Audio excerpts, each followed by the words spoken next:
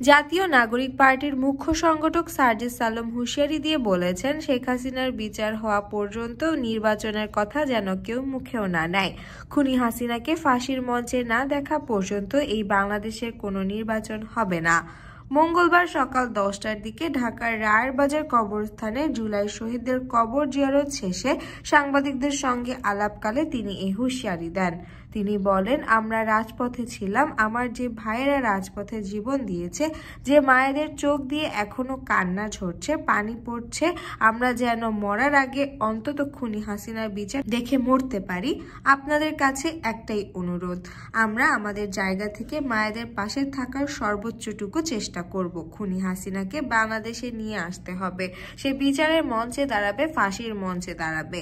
কবর জিয়ারত ও দোয়ার সময় জাতীয় নাগরিক পার্টির আহ্বায়ক নাহিদ ইসলাম, সদস্য সচিব আক্তার হোসেন, মুখ্য সমন্বয়ক নাসির উদ্দিন পাটোয়ারি, দক্ষিণ অঞ্চলের মুখ্য সংগঠক হাসনাত আবদুল্লাহ উপস্থিত ছিলেন। এর আগে সকাল 8:30টার দিকে সাভারের জাতীয় স্মৃতিসৌধে শ্রদ্ধা নিবেদন করেন তারা।